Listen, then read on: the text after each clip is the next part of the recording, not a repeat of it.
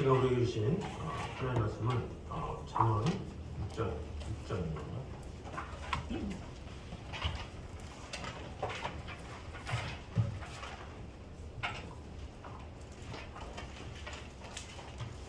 잠언 6장 1절에서 11절까지 말씀입니다.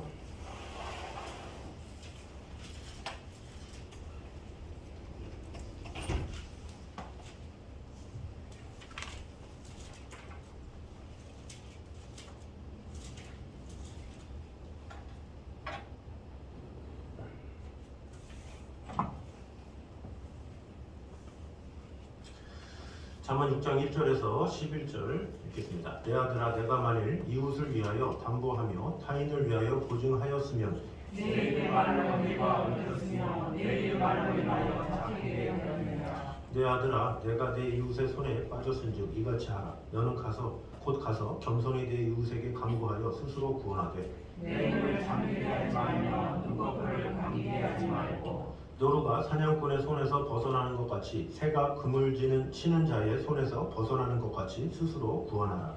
게으른 자여 개미에게 와서 그 하는 것을 보고 지혜를 개미는 두령도 없고 감독자도 없고 통치자도 없으되 먹을 것을 여름 동안에 예비하며 추수때에 양식을 모으느니라. 게으른 자여, 내가 어느 때까지 누워 있겠느냐? 내가 어느 때에 잠이 깨어 일어나겠느냐? 좀 더 자자, 좀 더 졸자, 손을 모으고 좀 더 누워있지 않으라. 다 같이 읽겠습니다. 내 빈궁이 강도같이 오며 내 곰핍이 군사같이 이르리라. 아멘. 자, 우리 잠언 6장 1절에서 5절 그리고 6절에서 11절까지 두 단락으로 나와 있습니다. 크게 분류하면 1절에서 5절은 신중하게 살라 이렇게 말을 하는 것이고 6절에서 11절은 열심을 내라 이렇게 볼 수가 있습니다. 그래서 이 두 가지 분류의 내용 가지고 은혜를 한번 나눠보도록 하겠습니다. 먼저 신중함에 대해서 처음에 이렇게 말을 합니다. 1절과 2절 우리 다시 한번 다 같이 한번 읽어보도록 하겠습니다. 시작. 내 아들아, 내가 만일 이웃을 위하여 담보하며 타인을 위하여 보증하였으면 내 입의 말로 내가 얽혔으며 내 입의 말로 인하여 잡히게 되었느니라. 아멘. 자, 이 본문을 보면 성경에서는 무조건 보증 서지 말라 이렇게 교훈으로 생각하는 경우가 종종 있습니다. 그런데 성경은 결코 타인을 위해서 보증 서지 말라 이렇게만 이야기하지는 않죠. 오히려 모세의 율법에 보면 타인을 위해 이제 보증을 서야 할 경우에 대해서 언급을 하고 있습니다. 그리고 정치 경제적으로 이 황금기를 구가했던 솔로몬 역시 당시 이러한 담보 행위는 이 보편적으로 행해졌던 일반적인 경제 행위이기도 했습니다. 즉 솔로몬이 여기서 말하고자 하는 것은 뭐냐면 담보 그 자체에 대한 금지가 아니라 보증이나 담보가 가지고 있는 위험성 그것에 대한 경고와 함께 무분별한 보증과 담보는 그만큼 자신을 해야 할 위험성이 크기 때문에 신중을 기해라 이렇게 알려주는 것이라고 볼 수가 있습니다. 실질적으로 오늘날에 보증 잘못 썼다가 큰일 나는 경우가 많죠. 주위에 이렇게 듣다 보면 한 10중에 한두 분은 그런 경우가 상당히 많아요. 되게 부자셨는데 보증을 잘못 썼다. 그런 얘기가 엄청 많잖아요. 그런 것 때문에 한순간에 집안이 난리가 나고 집안이 다 뺏기고 이렇게 잃어버리는 그런 경우가 상당히 많이 있죠. 그래서 오늘날에도 그런 보증을 잘못 썼다가 이제 패가망신하거나 또 길거리로 내몰리는 사람들이 참으로 많다라는 거죠. 이 사업을 하다가 또 어려움이 빠질 수도 있잖아요. 그러니까 1%의 어떤 실마리를 찾으려고 이것만 넘기면 되겠지 생각하면서 또 친구들이나 이렇게 사람들이 찾아다니면서 보증을 서달라 이렇게 요구하는 경우가 많죠. 자, 그런데 여기에서 거절하는 것은 참 쉽지가 않죠. 그래도 아무래도 친구고 아는 사람이 이런 사람이 보증 서달라 그러면 얼마나 어렵겠습니까? 그런데 이 현명한 사람이라면 전후의 상황을 분명히 판단하면서 이렇게 해야 된다는 거죠. 진지하게 생각해서 이것이 어떤 상황인지 잘 듣고 시간을 두고 또 이것을 통해서 잘못되면 어떤 일이 일어나고 또 잘 되면 어떤 결과가 일어나고 또 시간을 두고 이렇게 차분히 생각을 하고 이렇게 해야 되는데 되게 또 의리가 가득한 사람 있잖아요. 그래, 야, 내가 해줄게. 나한테 와. 내가 다 해줄게. 뭐 오히려 보증을 서달라는 사람이 조심스럽게 얘기하는데 이게 잘 안 될지도 모르는데 괜찮아. 갖고 와. 내가 해줄게. 이런 위험해 이런 분들이. 막 의욕심에 가득해가지고 내가 다 도와주겠다고 이러면서 어차피 뭐 돈도 안 드는데 뭐 보증만 쓰면 되지 막 이러면서 이렇게 가는 경우. 그러니까 이런 게 신중하지 못하다는 거예요. 신중하게 잘 생각해서 그리고 웬만하면 그런 것에 얽히지 않는 게 사실은 가장 좋죠. 그런 관계가 되면 좀 마음이 좀 그런 게 있죠. 어떤 경솔하고 성급한 판단으로 인해서 어쩔 수 없이 보증을 서게 되고 담보를 잡히게 되는 일이 있는데 그런 것을 조심해야 된다는 거죠. 특별히 2절에서 뭐라 그럽니까? 내 입의 말로 내게 얽혔으며 이렇게 얘기를 하고 있죠. 이 공경에 빠지게 되는 것은 네가 말을 조심해서 그런 거다라는 거죠. 해줄게, 뭐 해줘, 도와줄게, 막 이런 식으로만 해가지고 너무 이렇게 앞장서서 이렇게 하다가 잘못되게 되는 경우가 상당히 많이 있죠. 그래서 오히려 그런 보증을 승으로 해서 거절을 어떻게 보면 잘하면 관계가 지속되는데 괜히 또 보증까지 섰다가 또 친구 그나마 있던 친구 관계까지 갈라지는 경우가 상당히 많이 있어요. 오히려 나름 도와줬는데 그것 때문에 또 원수까지 되는 그런 경우가 있는 것이죠. 그래서 매사에 하나님의 뜻을 구하고 주도 면밀하게 그리고 지혜롭고 규모 있게 이렇게 해야 된다는 거죠. 함부로 말하고 함부로 약속하고 함부로 담보하고 이렇게 하지 말고 진지하게 해야 된다는 거죠. 신중하게 심사숙고한 후에 범사에 행해야지 그런 것을 심사숙고하지 않기 때문에 그런 일이 일어나게 되는 것이죠. 그래서 가장 유익이 될 수 있는 최선의 방법이 무엇인지를 잘 알아야 된다는 거죠. 또 어떤 사람은 또 이렇게 보증에 대해서 뭐 얘기를 하면 또 소개시켜주는 사람이 있어요. 저 사람이 잘해줄 거라고. 또 그러면 또 그것도 문제가 커져요. 그냥 그런 것에 있어서 좀 이렇게 아닌 것 같고 그러면 그런 것을 지혜롭게 이렇게 해야 된다는 것입니다. 그래서 에베소서 5장 17절에도 그러므로 어리석은 자가 되지 말고 오직 주의 뜻이 무엇인가 이해하라 이렇게 말씀하고 있죠. 그래서 어리석은 생각으로 인해서 재산이 손상될 수도 있고 우정이 손상될 수도 있고 신앙조차 손상될 수 있음을 기억해서 항상 심사숙고해라 이렇게 꼭 받아들이시기 바랍니다. 성경에서 보증 쓰지 말래 이렇게 결론이 아니라 심사숙고하라는 거예요. 다시 한번 생각하고 또 생각해서 누구에게 손이 되고 또 인연에서 어떤 그런 것이 있는지 그 책임은 누가 진다? 내가 질 수밖에 없다는 거죠. 내가 섣불리 해서 손해본 걸 가지고 하나님 어떻게 이럴 수 있습니까? 할 수 없다는 거죠. 분명히 성경에서는 얘기하고 있는 거예요. 신중하게 해라. 진지하게 해라. 잘 이렇게 하면서 이렇게 해야지 섣불리 이렇게 하다가는 큰 국면을 당할 수 있다라는 것을 알려주는 것을 이제 볼 수가 있습니다. 자, 그래서 우리 모두가 이웃에 대해서든 어떤 보증을 쓰는 것이든 하지 말라 하라 이게 중요한 게 아니라 심사숙고하라. 다시 한번 생각해봐라. 사실 이렇게 물질이 걸린 문제는 그래서 아무리 친한 친구도 서로 이렇게 거래를 하지 말라고 하잖아요. 이 교회 안에서도 마찬가지고 어디서도 어떤 물질적인 거래가 왔다 갔다 하면 그때부터는 이 뭔가 그 사이에서 어색함이 있는 거예요. 잘 되면 다행인데 이 100%잘 된다는 게 이렇게 쉽지 않거든요. 항상 그것 때문에 올무가 돼서 그것 때문에 더 멀어지는 경우가 있어요. 아예 그런 관계를 하지 않는 게 좋아요. 그래서 돈 거래나 뭐 이런 것들 뭐 좋은 게 있다고 소개시켜줘서 뭐 하고 이런 것도 안 좋은 거다라는 거죠. 그냥 혼자 좋으면 그냥 혼자 천국 갈 때까지 혼자 갖고 있는 게 제일 좋아요.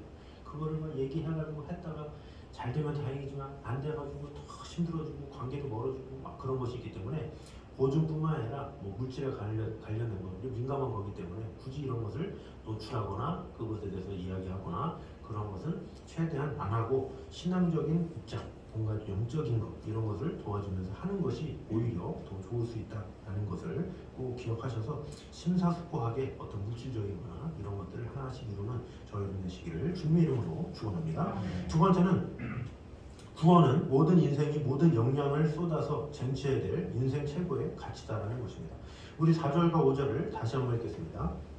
자, 4절과 5절 시작. 내 눈을 잠들게 하지 말려 눈꺼풀을 감기게 하지 말고 노루가 사냥꾼의 손에서 벗어나는 것 같이 새가 그물 치는 자의 손에서 벗어나는 것 같이 스스로 구원하라 이렇게 이야기를 합니다. 자, 섣부른 판단으로 초래한 어려움을 해결하기 전까지는 잠들지도 못하고 편히 쉬지도 못한다 이렇게 말을 하는 것이죠. 여기서 이게 잠들다라는 말이나 눈꺼풀로 감기게 한다 이것은 피곤해서 극심한 졸음이 그를 엄습해오는 때를 말하는 것이죠. 즉 인간의 본능적 욕구인 최소한 잠조차도 뒤로 미룬 채 그 앞에 당면한 문제를 해결하기 위해서 최선을 다해라 이렇게 말하는 것입니다. 그래서 여기서는 사람이 마음에 품은 목적을 이루기 위해서는 모든 것을 집중해서 해라 이렇게 볼 수가 있습니다.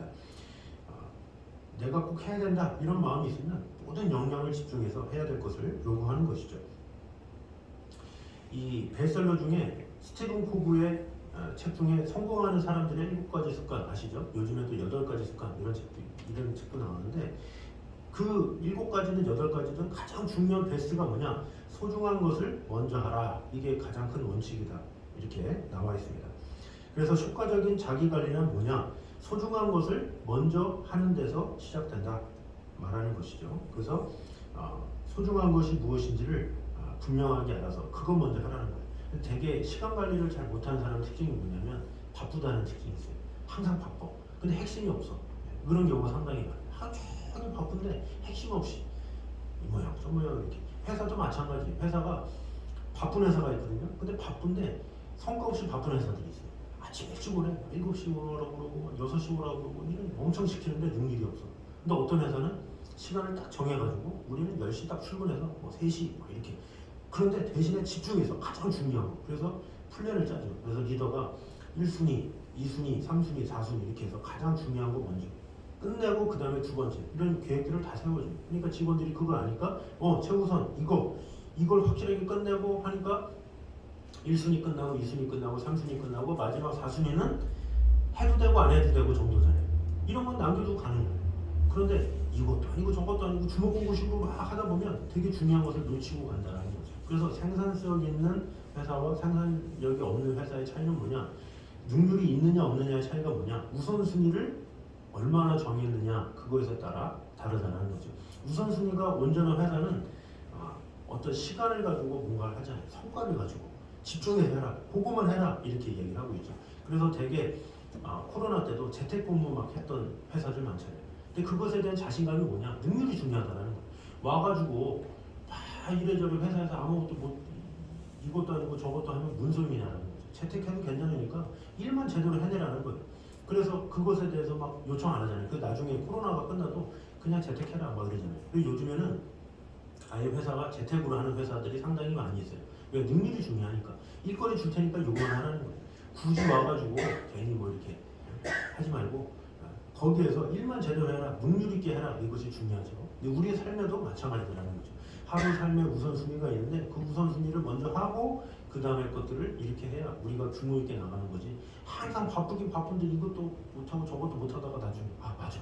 그래서 되게 중요한 일을 놓치면 안 된다라는 것이죠. 그래서 그것을 위해서는 무엇입니까? 손해를 감수하더라도 꼭 해야 된다라는 것입니다.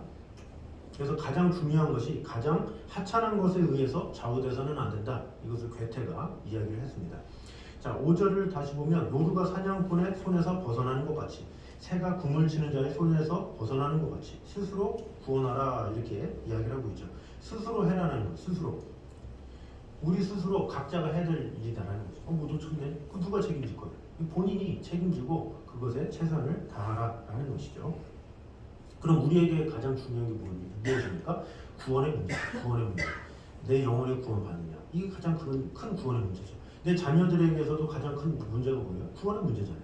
내 배우자에게서도 구원의 문제고. 누구를 만나든지 구원의 문제는 우리 믿는 자에게 가장 우선순위야. 그래서 그 우선순위에 최선을 다해야 되고 집중을 해야 되는 거예요. 그래서 우리가 기도할 때도 항상 내 자녀든지 내가 돌아보는 영혼들을 위해서든지 첫째로 기도할 거는 구원 문제. 네가 하나님을 알 수 있게 되라고. 그 하나님을 알고 난 후에 그 다음에 건강이 있는 거지. 아무리 건강하고 아무리 잘 나가고 아무리 성공을 해도 구원이 없으면 안 되잖아요. 그러니까 항상 구원을 위해서 먼저 기도해야 되는 거예요. 나 자신도 그렇고 내 자신의 구원을 위해서도 항상 깨어 있어야 된다라는 것이죠. 그래서 우리 자신이 신중하게 항상 마음을 다해서 하나님께서 주신 일들 무엇이 중요한지를 잘 돌아보고 살아가라라는 것입니다. 그래서 1절과 5절을 통해서 말하고자 하는 것이 무엇입니까? 순간의 선택이 10년을 좌우한다. 이 가전제품의 선택이 아니에요. 어떻게 보면 우리에게도 참 중요한 거죠. 순간의 선택. 어떤 선택을 하냐에 따라 다르다는 거죠. 하루하루에 주어진 시간 가운데 내가 어떤 일을 먼저 하느냐 이거 참 중요하고 내게 이 사귀는 그 사람들과의 그런 대화나 이런 것 가운데 무엇을 잘 찍어서 그런 아름다운 교제를 하느냐 이것은 우리의 선택이고 우리가 책임져야 될 것이다 라는 것을 꼭 기억함으로 사람과의 관계든지 시간 관계든지 항상 신중을 더해서 온전한 통찰력으로 하나님을 기쁘시게 하는 저여러분 되시기를 주님의 이름으로 축원합니다. 이제 크게 두 번째는 열심을 내라는 것이죠. 그래서 특별히 성도는 부지런함에 있어서도 세상 사람들의 이 모범이 되어야 된다는 거죠. 우리 6절에서 11절 말씀은 지혜자가 경계해야 될 악습 중에 하나인 나태와 게으름에 대한 교훈이 이렇게 나와 있습니다. 그래서 이제 솔로몬은 특별히 개미의 예를 들면서 개미조차도 그 앞날을 위해서 열심히 준비하는데 하나님의 최고의 피조물인 인간이 게으르고 나태해서 허송세월하며 빈곤과 공핍을 불러들이는 이 잘못을 범하는 것에 대해서 크게 질타를 하고 있는 내용이 나와 있습니다. 그리고 나태와 게으름을 통해서 얼마나 혹독한 대가를 지불하게 되는 것을 이제 보여주고 있죠. 자, 그래서 여기서 이제 말하고자 하는 건 무엇입니까? 성공의 온전한 것은 삶의 태도와 방법에 있다는 거죠. 그래서 이 많은 사람들이 이 성공을 위해서 달려가지만 그것을 놓치는 이유가 뭐냐? 게으름과 나태함 때문에 그렇다라는 거죠.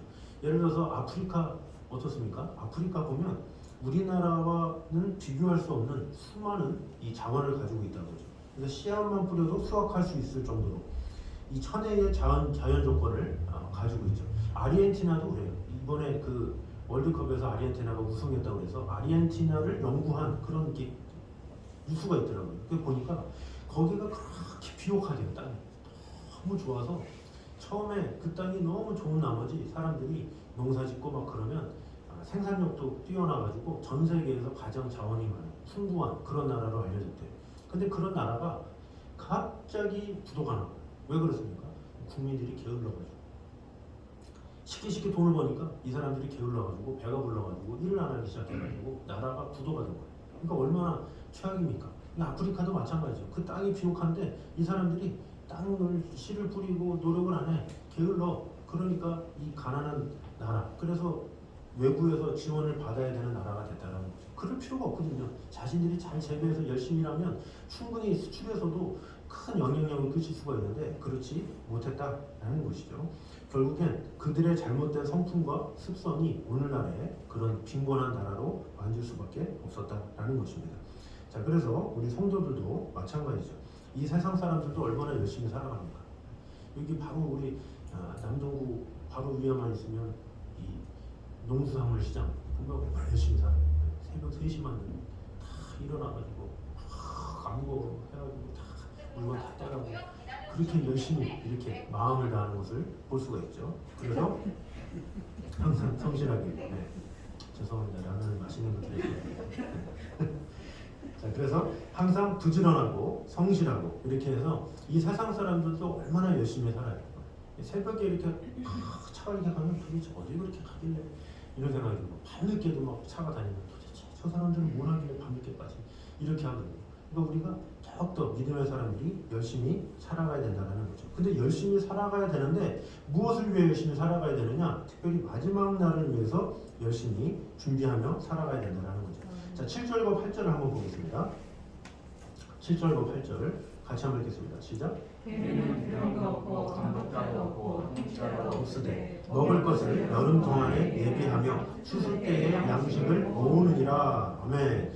저는 이 7, 8절이 상당히 와닿았어요. 개미는 두령도 없고 간역도 없고 그 감독자도 없고 통치자도 없으되 이렇게 이야기를 하고 있어요. 자, 쉽게 말해서 리더도 없다.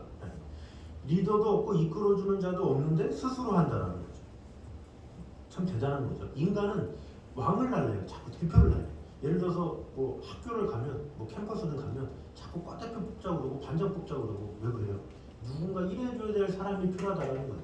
그 사람이라도 일을 해야 돌아가니까 좀 뽑자 이런 거죠. 그래서 막 떠밀리듯이 하잖아요. 누구 추천합니다.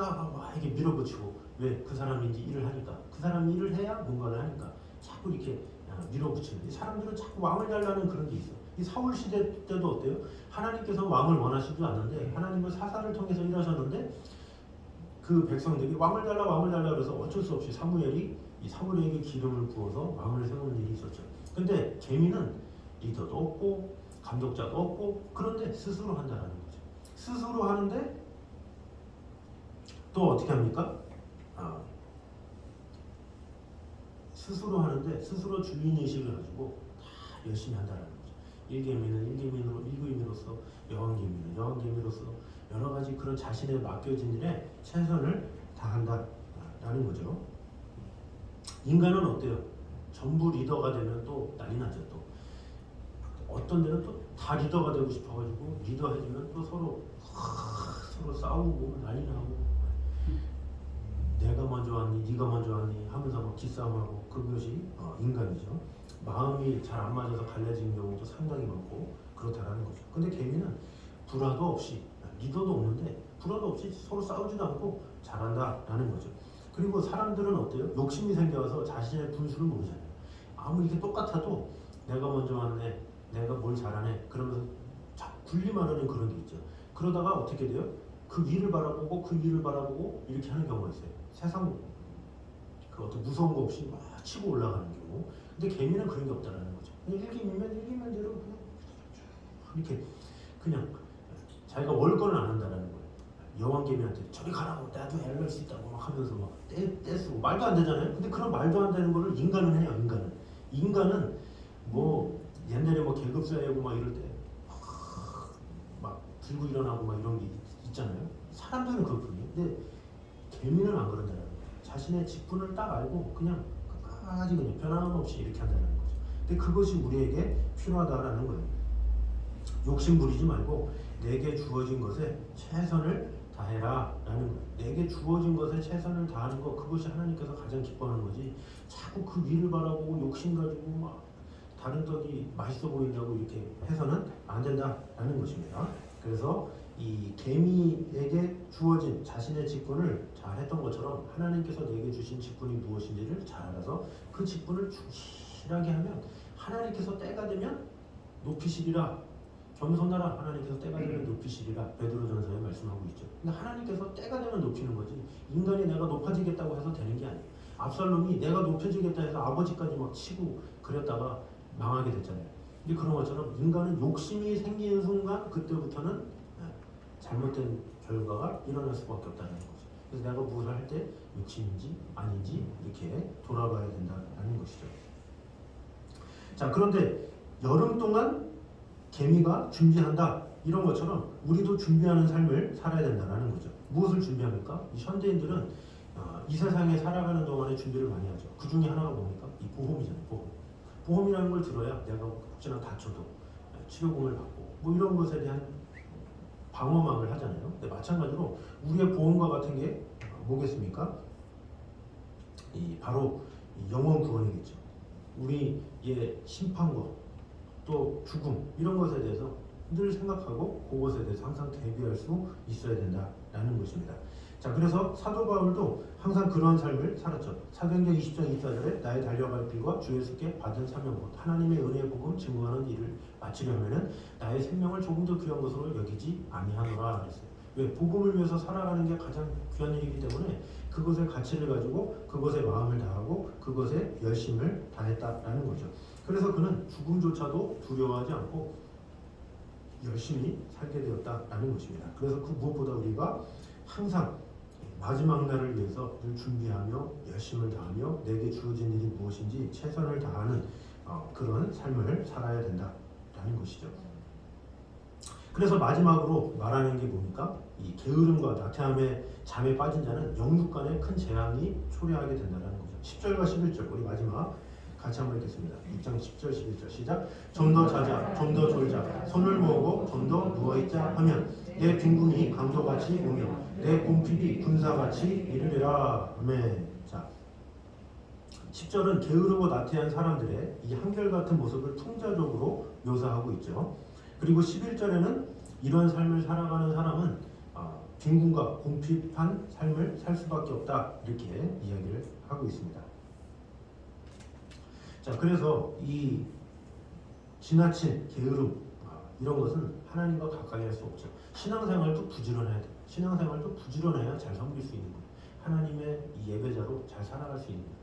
이 게으른 자는 자기의 몸 가누기도 바쁘기 때문에 늘 바쁘다 그러면서 이렇게 하죠. 그러나 지혜롭고 부지런한 사람들은 항상 하나님의 말씀에 귀를 기울이고 열심을 다해서 이 영적인 것까지 돌아본다는 거죠. 부지런하니까 영적인 것까지 돌아보잖아요. 보이진 않지만 보이지 않는 것까지 돌아보는 건 부지런해야 할 수 있는 거예요. 근데 부지런하지 못하기 때문에 내 몸만 챙기는 거죠. 내가 뭐 근육이 안 좋아, 이 사실 육신만 돌보는데 얼마나 많은 에너지가 필요해요. 얼마나 많은 시간이 필요하고. 그런데 영혼의 문제를 돌아본다? 이것은 부지런한 사람만이 할 수 있는 거예요. 깨어있는 사람만이 할 수 있는 거죠.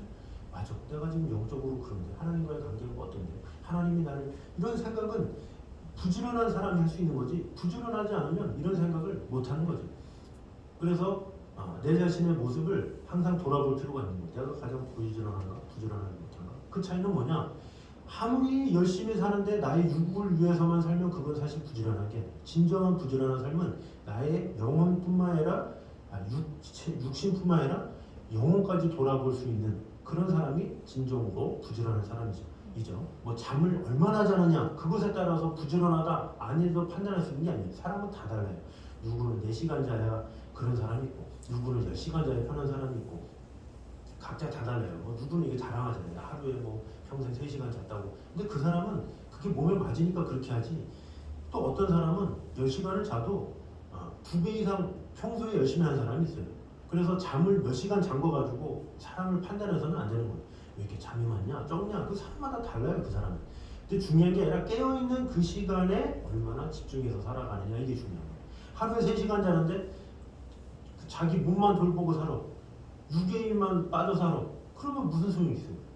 그러면 아예 안 자니만 못한 거예요. 그러나 잠을 좀 많이 잔다 할지라도 내 마음이 영혼을 돌아보는 삶, 다른 사람을 돌아보는 삶, 이런 삶을 살면 그것이 가치 있는 삶이다라는 거죠. 그래서 사람을 판단할 때 몇 시간 자냐, 얼마나 일하냐 이게 중요한 게 아니라 어떻게 일하고, 얼마나 능률 있게 일하고, 얼마나 지혜롭게 일하고 이것이 더 중요한 문제다라는 것이죠. 그래서 여기서 말하는 것은 이 게으름은 뭐냐? 너 영혼을 좀 돌아보라. 네 영혼을 돌아볼 줄 아는 게 진정한 열심히 있는 자다 이렇게 말을 하는 것이죠. 그래서 이 말씀을 통해서 그저 내가 잠이 많네, 아주 깨어 살아야지 이런 거는 아주 단편적인 거야. 이런 거를 깨닫는 게 아니라 그 이상을 넘어서 내가 영적인 것에 열심을 내고 있는지, 내가 영혼 구원에 대한 그런 것에 대한 관심을 갖고 하나님과의 관계에 마음을 다하는지, 그런 열심이 나에게 있는지 이런 것을 돌아보는 게 더 중요하다라는 것이죠. 그래서 뭔가 이것을 통해서 뭐 도전받으면 뭐 잠을 줄이고 그래봐야 뭐 4시간 5시간 자는데 하루 종일 눈이 멍해가지고 해로 이렇게 졸면서 하루를 보내봐요. 그럼 막 그렇게 안 자니만 못해. 계속 졸면서 낮에 계속 졸고 나 하루 3시간 잤다고 4시간 잤다고 그래놓고 또 3시간 자고 또 하루 종일 제정신도 아니고 운전하면서 계속 졸고 이렇게 계속 살면 아무런 의미가 없다라는 거예요. 그래서 얼마 잤느냐 얼마 쉬었느냐 이게 중요한 게 아니라 내게 주어진 1시간을 어떻게 가치 있게 의미 있게 사느냐 이것이 참으로 중요하다라는 것이죠. 그래서 올바른 생활과 습관, 내게 주어진 1시간 가치 있게 의미 있게 잘 보내므로 하나님 앞에 열심을 다하고 또 사람 앞에 인정받고 하나님의 사랑 안에 거하는 저희들 되시기를 주님의 이름으로 축원합니다. 기도하겠습니다. 하나님 감사합니다. 우리와 함께 하시는 주님, 지켜주시는 주님, 우리가 누구를 만날 때든지 어떤 상황에 있을 때든지 신중하게 행할 수 있는 그런 자들이 되게 하여 주시옵소서. 특별히 하나님께서 허락하신 그 관계 가운데 물질적인 관계로 얽히지 않게 하시고 또 서로 기도해주는 관계, 서로 중보하는 관계, 서로 사랑하는 관계, 아끼는 관계가 되어서 이 모든 것들을 가운데 참 자유함을 얻을 수 있도록 주님 함께하여 주시옵소서. 또한 열심을 다하라고 하셨습니다. 우리가 부지런하고 세상에서 마음을 다해 열정을 다하되 특별히 우리 구원의 문제를 위해서도 열심을 다할 수 있는 그런 성도들이 되게 하여 주시옵소서. 특별히 하나님께서 주신 그런 일들 잘 감당할 수 있도록 믿음으로 지킬 수 있도록 도와주셔서 우리가 그 모든 일들을 적극적으로 최선을 다해서 함으로 말미암아 우리가 얼마나 자고 얼마나 쉬고 이것이 중요한 것이 아니라 단 한 시간을 보낼지라도 가치 있고 의미 있고 하나님 보시기에 아름다운 시간들을 보내어서 정말로 하나님 앞에 잘했다 칭찬받는 그런 성도들이 되게 하여 주시옵소서. 오늘도 우리와 함께 하시는 주님의 은혜를 찬양하며 일주일 동안 주님과 온전히 동행하는 귀한 성도들 될 수 있도록 축복해 주시고 함께 하여 주시옵소서. 이제는 우리 주 예수 그리스도의 은혜와 아버지 하나님의 무한하신 사랑과 성령님의 교통하심이 늘 우리와 함께 계심으로 말미암아 우리에게 참 힘을 주시는 하나님의 영광을 위해서 살아가기 원하는 또 주님께서 주시는 구원의 은총을 위해서 최선을 다해 달려나가기 원하는 이 자리에 있는 모든 성도들 위해 그 가정 위에 이부터 여기까지 함께 있기를 간절히 축원하옵나이다. 아멘.